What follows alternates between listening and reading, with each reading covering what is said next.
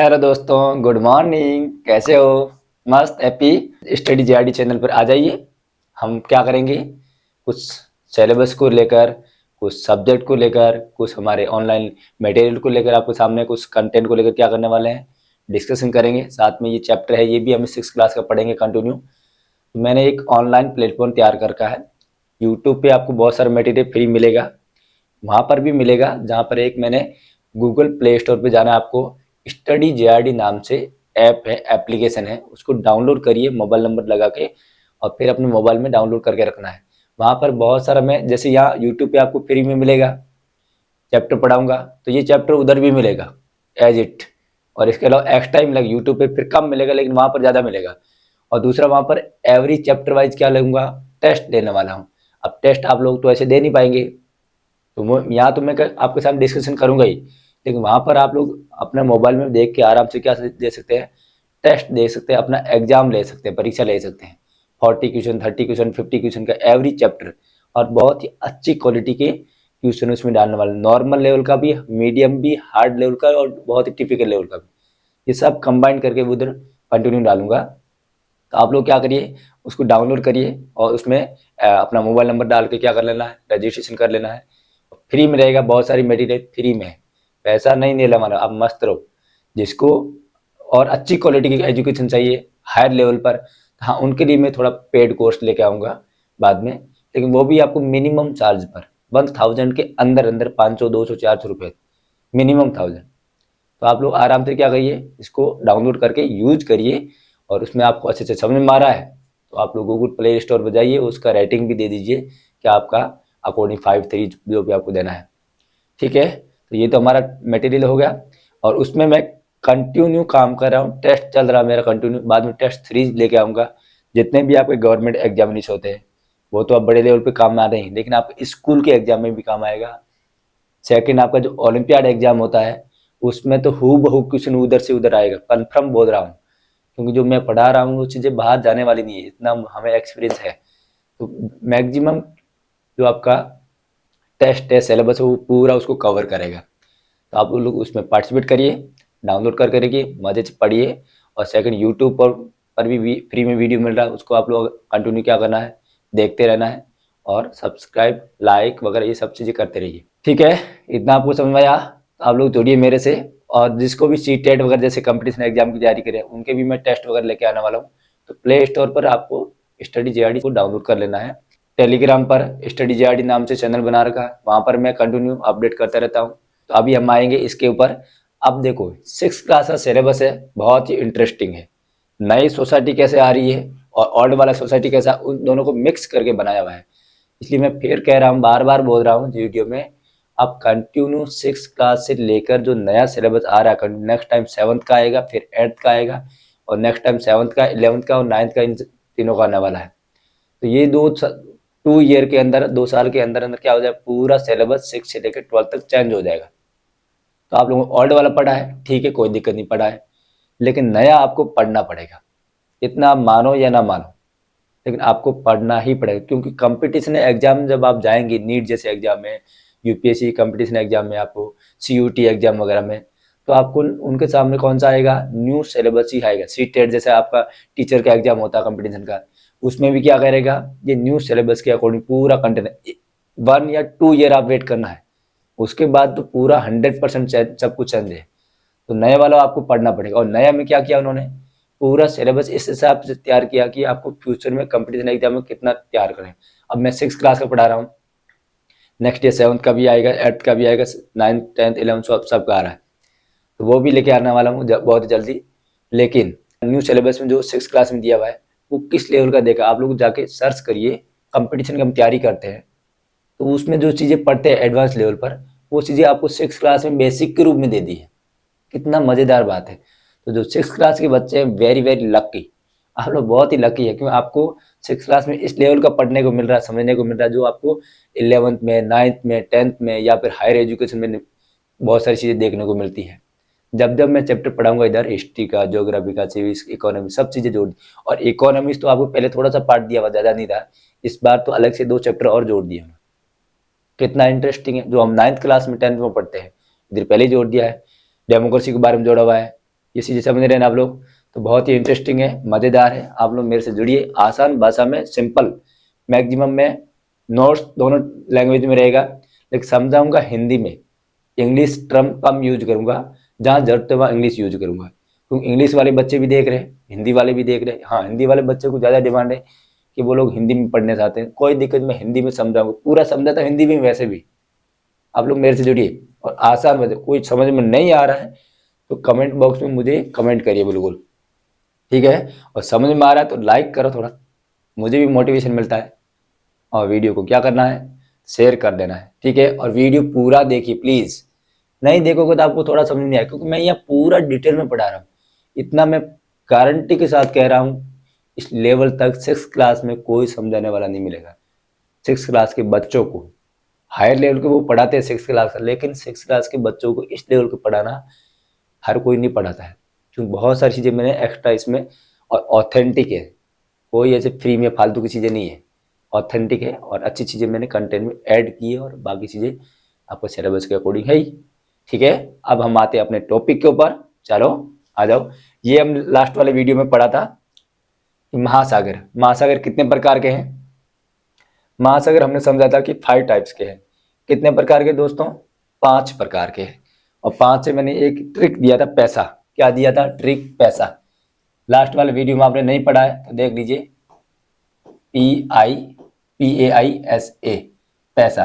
पैसे से क्या बन गया, 5 प्रकार के, एरिया वाइज क्या है, 5 महाद्वीप है। सबसे बड़ा कौन सा है, सबसे बड़ा है पैसिफिक। कौन सा दोस्तों, पैसिफिक।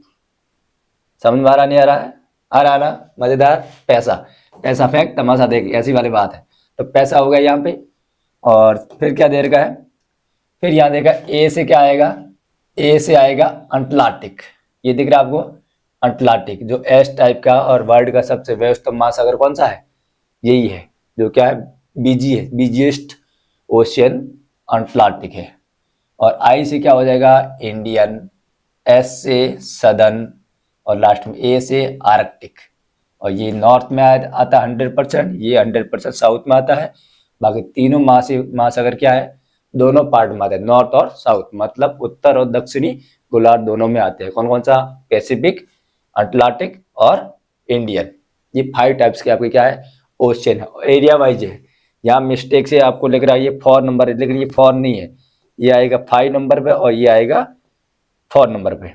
और ये साउथ सदर्न को क्या बोलते हैं, अंटार्कटिक ओशियन के नाम से भी जाना जाता है। ये तो हमने पढ़ लिया पहले वाले में अच्छे से। बाद में जब ये पूरा वीडियो कंप्लीट हो जाएगा, सिलेबस 6 से लेकर स्टार्टिंग से लास्ट में एक वीडियो में लेके आऊंगा, जिसमें ओवरऑल हम क्या करेंगे, बिल्कुल आसान भाषा में जल्दी में क्या करेंगे, क्विक रिवीजन कर लेंगे, तो आपको पूरा समझ में आएगा। फिर लेके आऊंगा टेस्ट, तो टेस्ट में हम करेंगे बेस्ट, और हमारी लाइफ भी बनेगी क्या, इंपॉर्टेंट। समझाया नहीं यार, इस चीज़ को हम समझेंगे। चलो नेक्स्ट पेज पे आ जाओ। इसके बारे में हमने डिस्कशन किया था और वाले लास्ट वाले वीडियो में, जरूर आप जाके देख लेना, डिस्क्रिप्शन में दिया हुआ मैंने, उसका लिंक इसी वीडियो के डिस्क्रिप्शन में नीचे जाके देखेंगे, तो वहाँ पर वीडियो नंबर 2 टिक करो, जाओ और आराम से रीड करो, समझो, और नोट्स बनाइए जरूर। अब आ जाओ यहाँ पे, अब नेक्स्ट हमें क्या करना है, इस चीज़ को समझना है। तो महासागर क्या है, कोई प्राकृतिक सीमा नहीं है। जो ओशियन है उसकी कोई नेचुरल बाउंड्री नहीं है। इट मीन्स, अभी हमने पीछे देखा ना, सभी पानी क्या है, सबके साथ में घुल मिल जाता है, उसके अलग से कोई बाउंड्री वगैरह नहीं है। और समुद्री जल लगातार क्या करता है, विभिन्न महासागरों में बहता रहता है। और समुद्री जीवन मतलब क्या हो गया, मराइन लाइफ। समुद्र को हम बोलते हैं, समुद्री को बोलते हैं मराइन बोलते हैं। और ये पीछे वाला हमने पढ़ा, नहीं पढ़ा, इधर मैं समझा देता हूँ ये वर्ड का। The ocean have no natural boundaries, sea water constantly flow across the different ocean. मतलब ये पानी इधर होगा ना, तो पानी ऐसा नहीं कि इसी एरिया में फिक्स रहेगा, उसको मौका मिलेगा इधर भी चला जाएगा, इधर भी चला जाएगा। समझ रहे ना, तो पानी क्या है, लिक्विड फॉर्म है, तरल पदार्थ है। और तरल पदार्थ क्या होता है, फ्लेक्सिबल होता है, उसको जहाँ मूवमेंट होता है वो अपने आप को क्या करता है, स्टेबल कर देता है। और जमीन वाला पार्ट क्या रहता है, सॉलिड फॉर्म में रहता है, ठोस पदार्थ में रहता है, इसलिए वो फैलता नहीं, एक जगह फिक्स रहता है, ठीक है। तो ये इसकी कहने का मतलब है। अब यहाँ देखो, एक समुद्री जीव क्या होता है, महासागरों और समुद्र से संबंधित या उसमें पाए जाने वाले जीव होता है, उसको हम क्या बोलते हैं, समुद्री बोलते हैं या मेराइन बोलते हैं। याद रहेगा, मराइन वर्ड को आए तो आपको समझ में आना चाहिए कि what is mean of marine.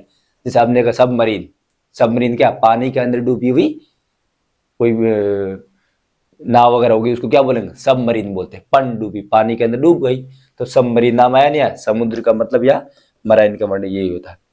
और रिलेटेड किसके, और सेकंड देखिए मराइन फ्लोरा, तो मराइन फ्लोरा या समुद्री वनस्पति, फ्लोरा का मतलब क्या होता है, वनस्पति। तो पीछे मैंने डिस्कशन किया था, एल्गी होता है ना, एल्गी शैवाल बोलते हैं जिसको, काई भी बोलते हैं।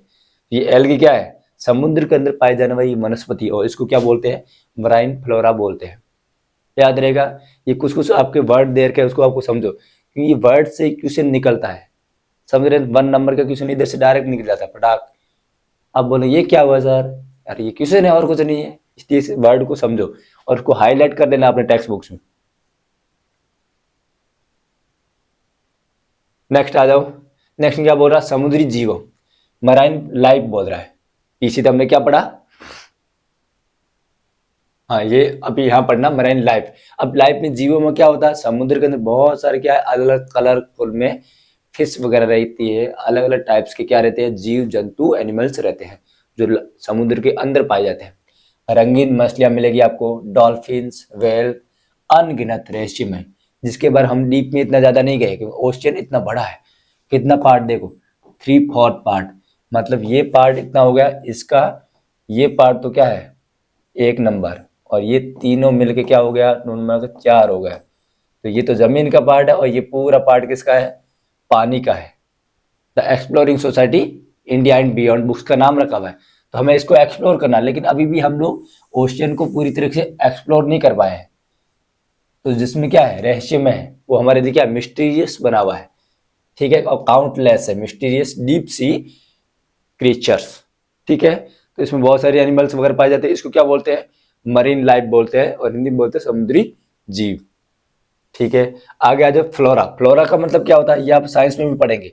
वनस्पति, किसी विशेष क्षेत्र या समय अवधि का वनस्पति जीवन को क्या बोलते हैं, फ्लोरा या वनस्पति बोलते हैं।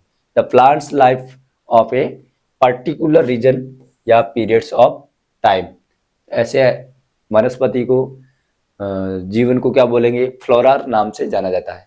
ये आपके टेक्स्ट बुक्स में दिया हुआ है, इसलिए मैं यहाँ हाईलाइट करके आपको समझा रहा हूँ। इधर आ तो फोना, फोना का मतलब क्या होता है, हिंदी में बोलते हैं जीव जंतु, किसी विशेष क्षेत्र या समावधि के पशु जीवन। यहाँ तो क्या आएगा, प्लांट्स का आएगा, किसका आएगा बच्चों, प्लांट्स,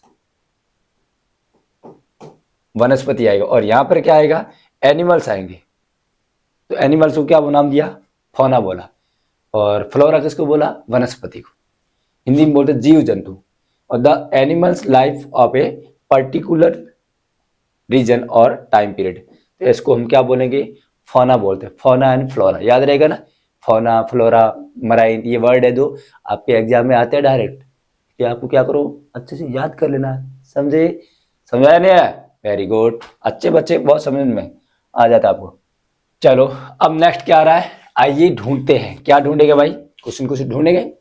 तो हमें क्या करना है, अब डिस्कशन करना, जो हमें ओशियन पढ़ा, महासागर पढ़ा है, उसके क्वेश्चन दे रखा है। गुड़िया देख रही है, देखो 5 महासागर की का पता लगाइए तथा नीचे दी गई तालिका मतलब टेबल दे रखी है, उनके गोलार्ध और गोलार्धों को चिन्हित करें। अब हमें क्या करना है, लोकेट करना, क्या 5 ocean and in the table below mark the hemisphere. गोलार्ध को मतलब हिंदी में बोलते हैं गोलार्ध, इंग्लिश में बोलते हैं हेमिस्फीयर। याद रखना, हिंदी इंग्लिश दोनों लैंग्वेज में कुछ कुछ चीजें याद रखो आप लोग। ऐसा मत कहो कि सर मुझे हिंदी मतलब है इंग्लिश, इसलिए मैं दोनों लैंग्वेज में लेके चल रहा हूँ। सोशल साइंस, सामाजिक विज्ञान बहुत लैंग्वेज को प्रेफरेंस करता है, समझ रहे ना।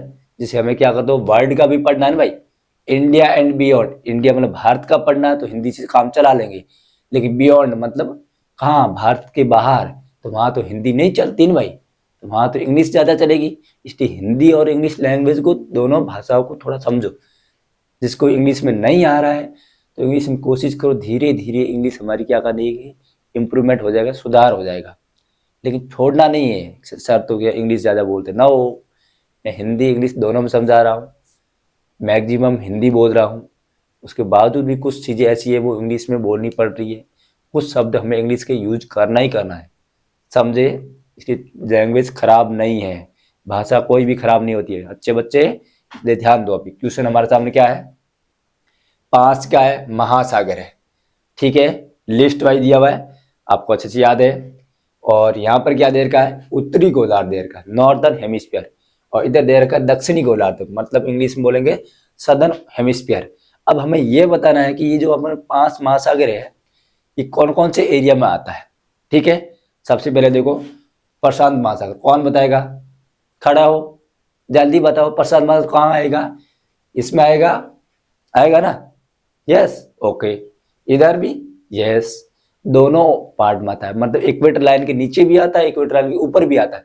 जैसे ये देखो, इधर ग्लोब है, ये ग्लोब का क्या है, ये 0 डिग्री लाइन है, तो ओशन क्या इधर भी है और इधर भी है, तो ये दोनों पार्ट में है या नहीं है, इसलिए हमें क्या करेंगे, दोनों में क्या करना, टिक करना पड़ेगा, यस, राइट है, पक्का, हाँ, समझ में आ रहा नहीं आ रहा। अटलांटिक महासागर, अब अटलांटिक में क्या करना है, ये अंटार्कटिक, मैंने यहाँ बताया था कि ये एस टाइप का है, ऐसा एस टाइप का, मतलब ये क्या है, उत्तरी गोलार्ध में भी और दक्षिणी गोलार्ध, ये तो है नॉर्थ, और ये कौन सा है, साउथ, दिख रहा है ना, ठीक है, नहीं दिख रहा, ओके, मैं दूर हो जाता हूँ थोड़ा, अब दिख रहा है अच्छे से, ये नॉर्थ वाला पार्ट है, ये साउथ वाला पार्ट है, तो ये जो अंटार्कटिक है, अंटार्कटिक कौन सा टिक करेंगे, दोनों में करना पड़ेगा, यस, दोनों में आया नहीं आया, है, आया ना, पक्का, ठीक है। अब देखो इंडियन ओशियन, हिंद महासागर, हिंद महासागर भी मैंने क्या बोला, इधर आता है, इधर, ये हमारा इंडिया वाला पार्ट है ऐसा,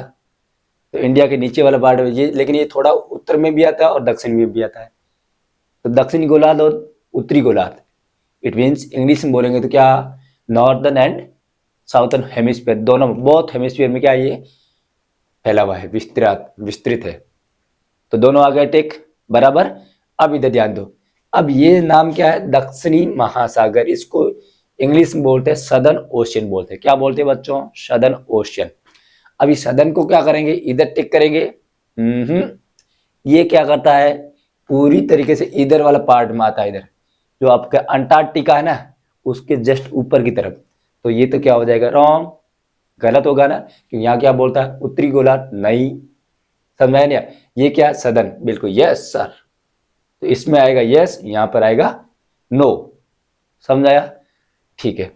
फिर आएगा आर्कटिक, अब आर्कटिक को क्या करेंगे, इधर गलत करेंगे, नो, तो ये कहाँ आएगा भाई, ये इधर, इधर नहीं आएगा, क्योंकि ये कहाँ आता है, इधर ऊपर वाला पार्ट में है, इसको हम क्या नाम दिया, आर्कटिक बोलते हैं। आर्कटिक का है, नॉर्दर्न हेमिस्फीयर में नॉर्थ पोल पे है, तो नॉर्थ पोल पे तो क्या आएगा, यहाँ पर यस आएगा और इधर नो आएगा, तो ये हमारे 5 पैसिफिक कौन कौन से महासागर में, कौन कौन से हेमिस्फीयर में आते हैं, ये कंफर्म हो गया ना, पक्का, कभी भूलोगे नहीं, ठीक है। एक बार रिवीजन जरूर करना, थोड़ा बहुत रिवीजन नहीं करेंगे तो बहुत सारे लंबे टाइम के बाद हमारी मेमोरी क्या हो जाती है, भूल जाती है। अभी तो हमारी शॉर्ट टर्म मेमोरी काम कर रही है, शॉर्ट टाइम वाली, लॉन्ग टर्म में आपको काम करना है तो कंटिन्यू काम करना पड़ेगा, लगातार काम करना पड़ेगा, तभी हमारा क्या करेगा, दिमाग याद करेगा, हाँ यस सर ये याद है पक्का, ठीक है। तो ये हमारा कंप्लीट हो गया, ये कंपटीशन में एग्जाम में आएगा क्वेश्चन, पक्का कह रहा हूँ, इसलिए एग्जाम की पर्पज से भी पढ़ो और मजे लेने के लिए पर्पज से पढ़ो, दोनों चीजें पढ़ना है आपको, ठीक है। चलो नेक्स्ट पेज पे आ जाओ, अब आते हैं हम लोग क्या, थोड़ा इसी चीज को समझना है, महासागरों, डोंट मिस आउट, इसको भी नहीं छोड़ना भाई, इसको जो ये आपको दिख रहा है, यहाँ क्या बोल रहा है, हिंद महासागर के उत्तर में एशिया है। आप हिंद महासागर को समझो, देखो क्यों हिंद महासागर क्यों पढ़ रहे हैं, क्योंकि हिंद महासागर हमारा खास पार्ट है, हम लोग कौन है, हिंदुस्तानी, तो हिंद महासागर हमारे देश के नाम से बना हुआ है, तो हमारे लिए हिंदुस्तान में हिंद महासागर का बहुत ही इंपॉर्टेंस है, ज्योग्राफिकली या भौगोलिक दृष्टिकोण से, इसलिए हिंद महासागर को पढ़ना है। इसको लेकर हम बड़ी बड़ी क्लास में पढ़ेंगे, तब जियो पॉलिटिक्स पढ़ते हैं, महासागर के अंदर क्या होता है, पॉलिटिक्स होती है, और वो इम्पोर्टेंट है। देखो इधर ये हिंद महासागर यहाँ से लेकर ये पूरा क्या है दोस्तों, this is a Indian ocean, समझ में आ रहा नहीं आ रहा, ये जो रेड रेड मैंने दिखाया ना, ये इंडियन ओशियन है, हिंद महासागर, इंडियन ओशियन, हिंद महासागर। अब हिंद महासागर एरिया में कौन कौन सा क्या आ रहा है वो समझ लो, सबसे उत्तर में क्या आएगा, हिंदुस्तान आएगा, एशिया का पार्ट आएगा, ठीक है। इधर जाएंगे नॉर्थ ईस्ट की तरफ, नहीं नॉर्थ वेस्ट की तरफ, उत्तर पश्चिम की तरफ आएगा, ये अरेबियन कंट्री आता है, यहाँ आएंगे वेस्ट पश्चिम की तरफ, तो पश्चिम में क्या आएगा, अफ्रीका आएगा, दिख रहा है ना, अफ्रीका देखो पश्चिम में। हम जाएंगे पूर्व में, पूर्व मतलब ईस्ट में, तो ईस्ट में कौन, ऑस्ट्रेलिया आएगा, दिख रहा है ना। एरिया वाइज पूछता है कौन सा एरिया कहाँ पर है, बिल्कुल सिंपल है, लेकिन ऐसा याद जाता है, हम लोग कंपटीशन में एग्जाम दे नहीं पाते हैं। और ओलंपियाड में क्वेश्चन आएगा, कंपटीशन में तो आते ही आता है, बाहर कहाँ से जाएगा। और साउथ में क्या आएगा, साउथ में आएगा, एक तो आएगा सदर्न ओशियन आता है, सदर्न ओशियन याद रखो, डायरेक्ट दक्षिणी महासागर, ये सदर्न दक्षिणी महासागर है, दिख रहा है इतना, तो ये हो गया। तो इन चारों पांचों के बीच में क्या है, इंडियन ओशियन फैला हुआ है। लेकिन ये इंडियन ओशियन, हिंद महासागर जियो पॉलिटिक्स दृष्टिकोण से भारत के लिए क्या है, बहुत ही महत्वपूर्ण। और हम लोग कौन है, हिंदुस्तानी, इसलिए हिंदुस्तान के नाम पर जो महासागर, हिंद महासागर, वो हमारे लिए तो काम का है भाई, ठीक है। इसको केवल ऐसे नहीं समझना है, क्योंकि यहाँ पर हमें क्या करना है, व्यापार ट्रेड वगैरह करना है, तो हिंद महासागर पर कंट्रोल चाहिए हमें, समझा। हमारी नेवी इधर ही घूमती रहती है एनी टाइम, इधर इधर, क्योंकि इधर चाइना है, चाइना क्या करेगा फिर, चाइना को व्यापार करने के लिए, ट्रेड करने के लिए चाइना इधर से इधर जा सकता है, यहाँ से घूम के इधर उधर आएगा, बहुत टाइम लगेगा चाइना, तो चाइना को भी क्या करना पड़ेगा, हिंद महासागर में आना पड़ेगा। और इसलिए हमें हिंद महासागर पर क्या करना है, कंट्रोल बनाए रखना अपने आप को। और कंट्रोल कब बनेगा, जब हम आर्थिक, सामाजिक, राजनीतिक, सांस्कृतिक सभी दृष्टिकोण से क्या होंगे, डेवलप, विकसित होंगे, तभी हम, और विकसित होने से पहले हमें क्या करना पड़ेगा, अपने आप को शिक्षित बनाना पड़ेगा। और शिक्षित बनाने के लिए क्या करना पड़ेगा, हमारे जैसे टीचर की हेल्प लेनी पड़ेगी। समझ में आया नहीं आया, इसके हमसे जोड़ो और विकसित पहले शिक्षित बनिए, शिक्षित एजुकेट पर्सन बनेंगे तभी हम डेवलप कर पाएंगे। इधर ध्यान दिया, तो ये हो गया हिंद महासागर, समझ में आया नहीं आया, इंडियन ओशन का कंप्लीट, कौन कौन सा एरिया कहाँ पर है, समझ में आ गया। थोड़ा और एक्स्ट्रा सीख लो, ये है ओशन, कौन सा, अटलांटिक, इधर आता कौन सा, अटलांटिक के वेस्ट में क्या आएगा, वेस्ट में आएगा पूरा ये वाला पार्ट, कौन सा बताओ, नॉर्थ अमेरिका। इधर साउथ वेस्ट की तरफ, साउथ वेस्ट की तरफ आएगा साउथ अमेरिका आएगा, और इधर आएगा ईस्ट की तरफ यूरोप, और थोड़ा इधर आएंगे तो अफ्रीका आएगा, ऊपर क्या आएगा, ग्रीनलैंड, और ये अंटार्कटिक आर्कटिक आएगा, और नीचे क्या आएगा साउथ में, सदर्न ओशियन। तो ये कंप्लीट हो गया। और याद रखना, ये क्वेश्चन आता ही आता है पक्का, इसको हम क्या बोलते हैं, विश्व का सबसे व्यस्तम या बीजी महासागर बोलते हैं, जहां पर क्या रहता है, एनी टाइम आना जाना लगा रहता है। और ये वाला पार्ट है, तो इसके ईस्ट में तो क्या आएगा, ये पैसिफिक है, प्रशांत महासागर, ईस्ट में आएगा एक तो कौन सा, नॉर्थ अमेरिका, और एक कौन सा आएगा, साउथ अमेरिका। और ये है ईस्ट, हमको समझाएगा मतलब क्या हो गया, ईस्ट का मतलब पूर्व, ठीक है। और नीचे क्या आएगा, दक्षिण में, दक्षिण ओशियन आ गया, और उत्तर में क्या आएगा, ये अलास्का वगैरह पार्ट आता है, इधर देखो अलास्का आगे पढ़ाऊंगा। और ये ऊपर वाला पार्ट क्या है, आर्कटिक महासागर। और ये आएगा वेस्ट में, वेस्ट का मतलब क्या होगा, पश्चिम, तो ये पश्चिम में आ रहा है, पश्चिम क्या आएगा, एशिया आएगा, और फिर इधर आएगा ऑस्ट्रेलिया आएगा, और थोड़ा ये पूरा पार्ट किसका, ऑस्ट्रेलिया और एशिया का मिक्सअप यहाँ आ जाता है। तो ऐसे करके क्या है, प्रशांत महासागर, और प्रशांत महासागर मैक्सिमम ऐसे सर्कल में है, ठीक है। ये तीन हो गए मेन, और ये तो पूरा नीचे आ गया, और बाकी ये ऊपर आ गया। ऐसे करके हमारे 5 महासागर अच्छे से हमने पढ़ लिया है, बेसिक लेवल पे पढ़ा है, अंदर क्या है क्या नहीं वो तो हम जब हम बड़े लेवल पे पढ़ेंगे तभी आपको समझ में आएगा, अदरवाइज बहुत लंबी क्लास हो जाएगी, ठीक है। इतना आप उस 6 क्लास में पढ़ लिया, फिर तो आपको 9, 10, 11 तो सब पढ़ना ही है। ये हमने समझा, भारत के दोनों और हिंद महासागर के 2 भाग हैं, इंडिया के 2 पार्ट में। ये क्या आएगा, वेस्ट वाला मतलब पश्चिम भाग, पश्चिम भाग, और ये आएगा पूर्व, मतलब हो गया ईस्ट वाला पार्ट, कौन सा बच्चों, ईस्ट का, ठीक है। ये दोनों डायरेक्शन में हमें क्या देखना, भारत का। और ऊपर तो आपको पता है, इधर हम पढ़ेंगे हिमालय है, इधर डेजर्ट एरिया है, ठीक है। नीचे वाला पार्ट को हमें समझना है।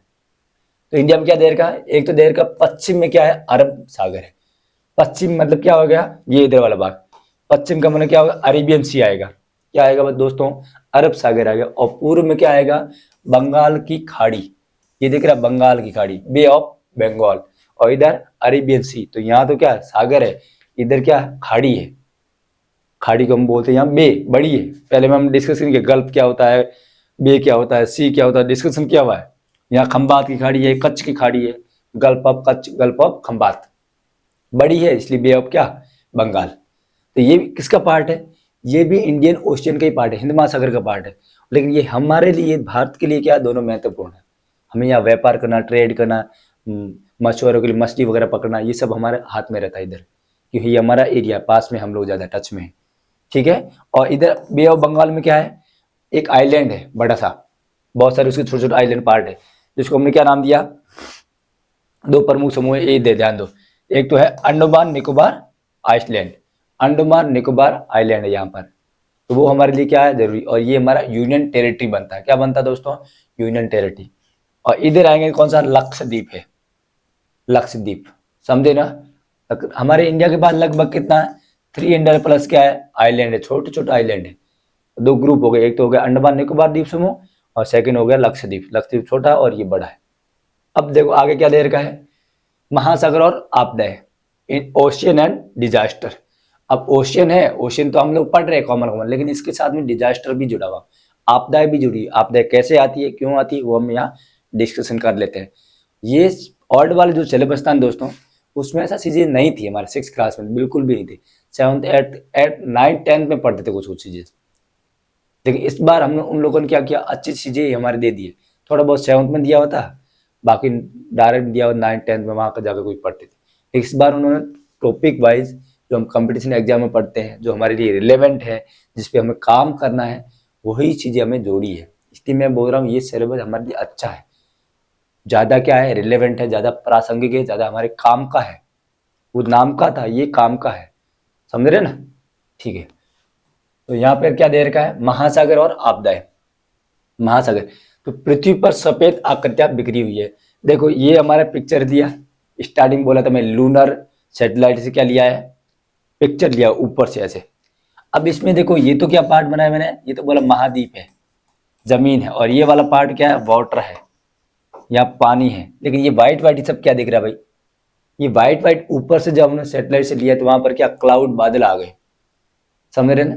जब हम पढ़ेंगे 7th क्लास में एटमोस्फेयर वगैरह पढ़ेंगे, तो उसके 5 क्या है, लेयर है।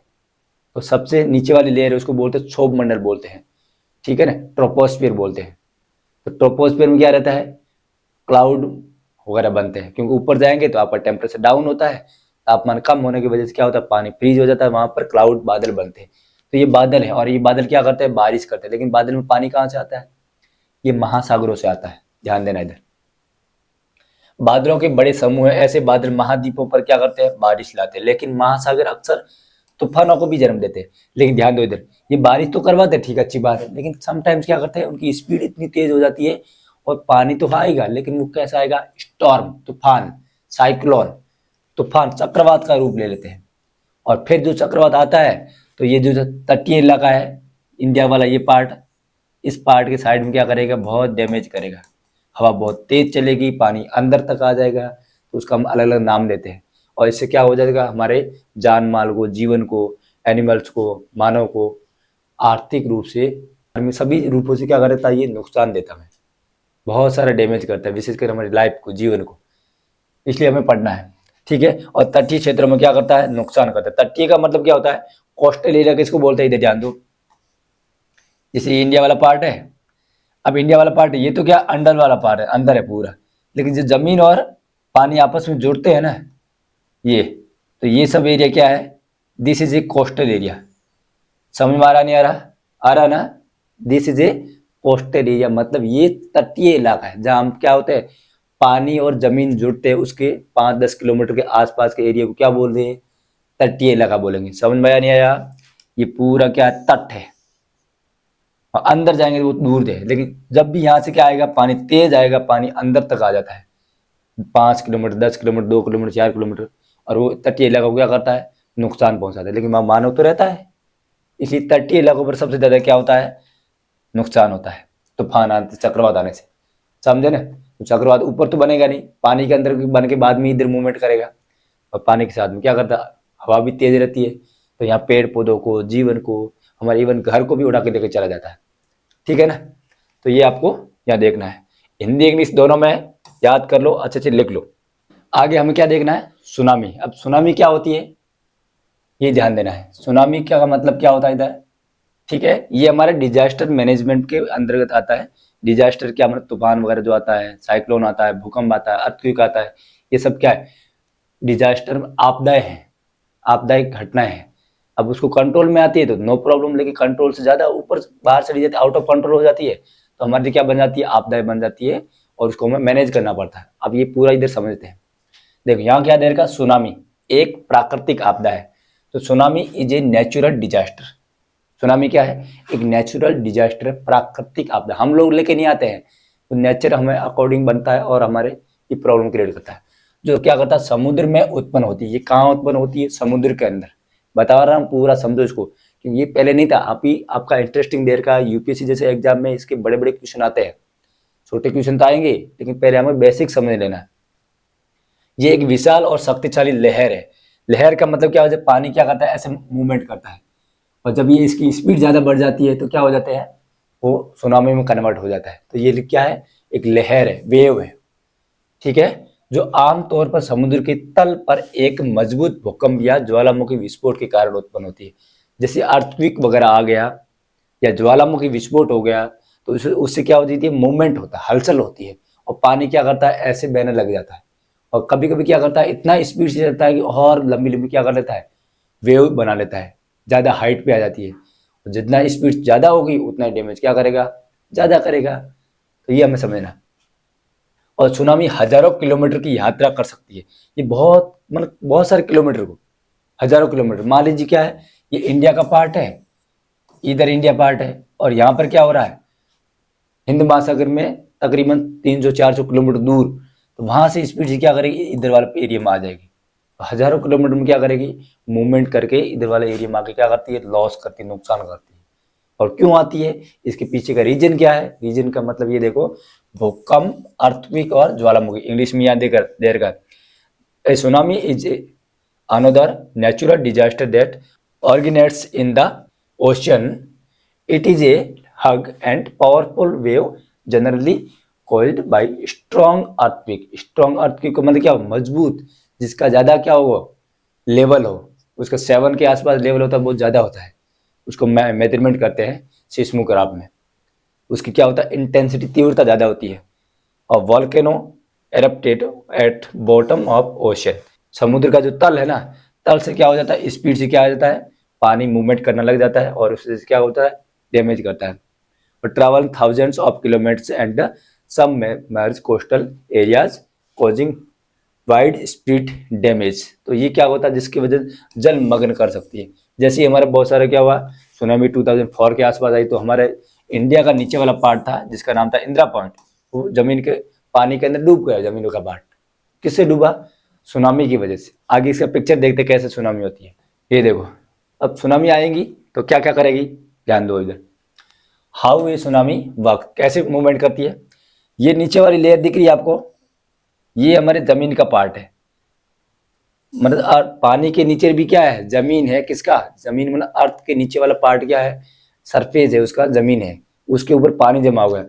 और जमीन कैसी है, ऐसी है मूवमेंट। और ये नीचे क्या हो जाएगा, यहाँ पानी जमा होगा, और ऊपर वो माउंटेन वगैरह हो गया, पहाड़ पठार वगैरह, ये सब हो गए। ये हम पढ़ाऊंगा सेकंड वाला चैप्टर, थर्ड वाला चैप्टर में, तब आपको समझ में आएगा अच्छे से। तो इस वजह से क्या हो गया, ये ऐसी लेयर बनी है, ठीक है। और ये हमारा मेन ऊपर वाला पार्ट है, जहां पर क्या है, यहां तक तो क्या देखो, इधर इधर तक तो क्या भाई, महासागर है। समझ में आ रहा है इतना, ये महासागर का भाग है।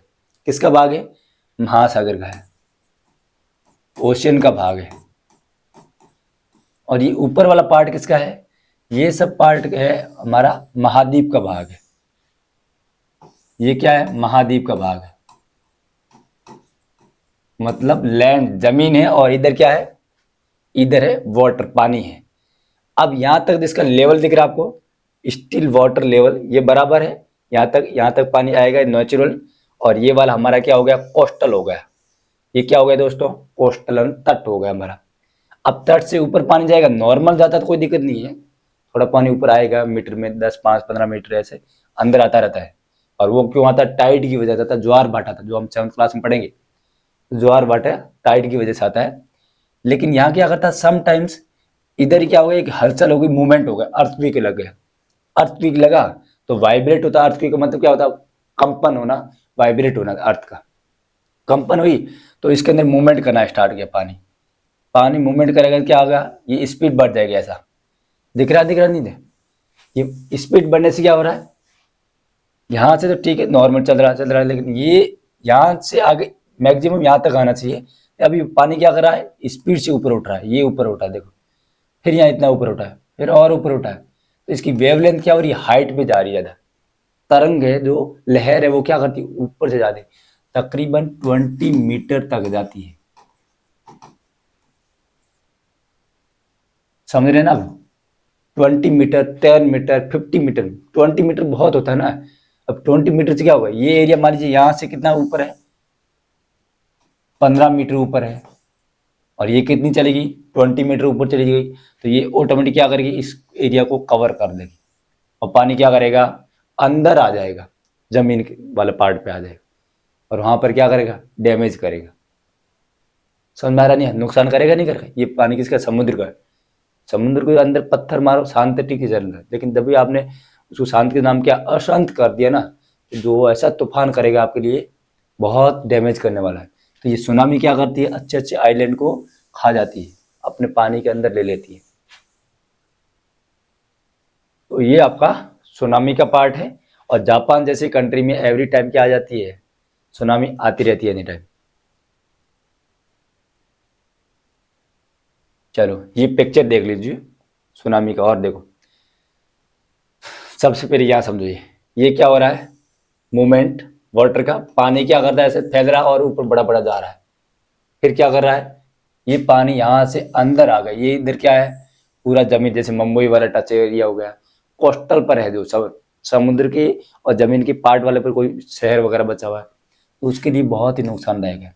ये पानी अंदर आ गया, फिर क्या करेगा, ऐसी हालत देखो, बड़ी बड़ी बिल्डिंग वगैरह ध्वस्त, और बाद में आप लास्ट में देखें क्या हो गया, पूरा जीरो कर दिया, हीरो बने थे, हीरो को जीरो बना कर छोड़ दिया। किसने, सुनामी ने, पानी क्या कर नहीं कर सकता देखो। तो ये हमारी सुनामी है, और ये सुनामी को कंट्रोल करने के लिए हमें क्या करना पड़ेगा, इसको समझना जरूरी, क्या होती है, कैसे हमें इसको कंट्रोल करना है, ऐसे कुछ सिस्टम होना चाहिए जिससे हमें पहले से अवेयरनेस होनी चाहिए। तो ये आगे हम थोड़ा देखते हैं, इधर ध्यान दो, डोंट मिस आउट, यहाँ देर का डोंट मिस आउट। 26 दिसंबर 2004 को क्या हुआ, भारत और हिंद महासागर के आसपास के 13 ऐसे अन्य देशों में क्या हो गया, सुनामी आई थी। कब आई थी, 26 दिसंबर 2004, 26 दिसंबर 2004 को, याद रहेगा, 4 हो जाओ 4, कितना, 4 में। और इंडोनेशिया में आए भूकंप के, इंडोनेशिया में क्या आया, भूकंप आया, इंडोनेशिया हमारे साउथ ईस्ट की तरफ आता है, तो वहां पर क्या आ गया, भूकंप आ गया, और भूकंप की वजह से क्या हुआ, अर्थक्वेक की वजह से कि शक्तिशाली सुनामी आई, मतलब एक पावरफुल क्या आ जाती है, सुनामी आती है, कि सपेट में आ गए थे, और 2 लाख से ज्यादा लोगों की क्या चली गई, जान गई, मतलब 2 लाख लोग मारे गए थे इसी सुनामी की वजह से, विद इन सेकेंड में। और नुकसान कहाँ पर हुआ, अंडमान निकोबार द्वीप समूह और तमिलनाडु और केरल के तट पर क्या हुआ, बहुत सारा भारी नुकसान हुआ। और इसी के दौरान क्या हुआ, हमारा जो इंदिरा पॉइंट है, सबसे साउथ पॉइंट था, दक्षिण वाला पॉइंट इंदिरा पॉइंट क्या हो गया, पानी के अंदर जलमग्न हो गया, डूब गया, जमीन का भाग था। तो ऐसे करके आपको समझाना, कब आई ये आप याद रखना, 2004 में 26 दिसंबर को। ठीक है, नुकसान कहाँ किया, अंडमान निकोबार द्वीप समूह, तमिलनाडु और केरला के आसपास, ये एक ऐसा एरिया का कोस्टल एरिया है, और कोस्टल एरिया पर सबसे ज्यादा नुकसान कौन करता है, सुनामी करती है। ऐसी सुनामी दुर्लभ होती है, दुर्लभ का मतलब क्या, मतलब बहुत अजीब से आती है, कभी कभार आती है, लेकिन बहुत ही विनाशकारी होती है, ये डिस्ट्रॉय ज्यादा करती है, विनाश ज्यादा करती है। और पूर्व जानकारी कोई देश होती है, उसको क्या बोलते हैं, पूर्व चेतावनी प्रणाली बोलते हैं। इससे अर्ली वार्निंग सिस्टम लगा होता है, वो उससे हमें क्या पता लग जाता है कि सुनामी कब आ रही है, कितनी स्पीड से आ रही है, पानी कहाँ पर आया है। तो उससे पहले हमें अपने आप को क्या करना है, डिजास्टर जो मैनेजमेंट की टीम होती है वो क्या करती है, वर्क करती है, और वहां से कोस्टल एरिया से लोगों को निकालती है, जिससे कम से कम नुकसान हो। नुकसान तो होगा ही होगा, लेकिन कम हो, मिनिमम हो। ठीक है, इसलिए समझना जरूरी है। तो महासागर सुनामी चेतावनी प्रणाली लगी थी, ये क्या करती है, हमें वार्निंग देती है। हिंद महासागर में ऐसी लगी हुई, याद रखना है, कि हिंद महासागर बार बार क्या आती है, मूवमेंट होता रहता है, मूवमेंट की वजह से क्या आएगी, सुनामी आएगी। तो इसलिए हमें पहले से क्या होनी चाहिए, अवेयरनेस होनी चाहिए, अलर्ट होना जरूरी है, वार्निंग देगी, जिसमें भारत सहित कई देश योगदान करते हैं और जान माल की सुरक्षा और के लिए उपाय करने में मदद करते हैं, हेल्प करते हैं एक दूसरे कंट्री की। समझ में आ रहा नहीं आ रहा? तो ऐसे डिजास्टर मैनेजमेंट को कंट्रोल करने के लिए हमें क्या करना पड़ेगा, अदर कंट्री के साथ में भी कोऑर्डिनेशन बनाकर चलना पड़ेगा, सीखना पड़ेगा, केवल एक व्यक्ति से काम नहीं चलेगा। तो ये आपको याद रखना है, अर्ली वार्निंग सिस्टम। फिर देर का आपदा प्रबंधन के तहत ऐसी घटनाओं को निपटा जाता है जिसके लिए जान माल का नुकसान होता है। भारत में सभी तरह की आपदा को निपटने के लिए स्वयं का एक क्या है, ये इंपॉर्टेंट है दोस्तों, राष्ट्रीय आपदा प्रबंधन प्राधिकरण, नेशनल डिजास्टर मैनेजमेंट अथॉरिटी है भारत के पास में, जो क्या करती है, ऐसी घटनाओं से कंट्रोल करने के लिए इसकी बहुत सारी टीम रहती है। एनडीएमए बोलते हैं, नेशनल डिजास्टर मैनेजमेंट अथॉरिटी। जो एनडीएमए रहती है सबसे टॉप लेवल पर राष्ट्रीय होती है, फिर स्टेट की होती है, फिर डिस्ट्रिक्ट की होती है, जहाँ पर क्या करती है, कंट्रोल करती है किसको, जैसे अर्थक्वेक, भूकंप आ गया, कोई साइक्लोन आ गया, सुनामी आ गई, ज्वालामुखी हो गया, कोई भी आपदा, बाढ़ आ गई, फ्लड वगैरह आपदा है, तो इसको कौन कंट्रोल करेगा, ये एनडीएमए, याद रहेगा। अब ये एनडीएमए क्या है, इसको हम पढ़ेंगे नेक्स्ट क्लास में, तब आपको पूरा समझ में आएगा, क्योंकि बहुत लंबी क्लास हो रही है हमारी, इसलिए थोड़ा सा हम क्या करेंगे, इसको यहीं एंड करेंगे। ये याद रखना है एनडीएमए क्या होता है, क्वेश्चन आएगा पक्का कह रहा हूँ, और ये हमारे सिलेबस में पार्ट दिया हुआ है अच्छे से, और कंपटीशन एग्जाम में क्वेश्चन आता है, ठीक है ना। तो इतना समझ लिया, ओके बाय।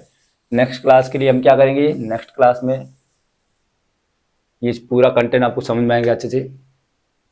अब तक आप वेट करिए, मजे से रहिए और वीडियो को लाइक और शेयर करिए, मस्त रहो। चलो ओके बाय।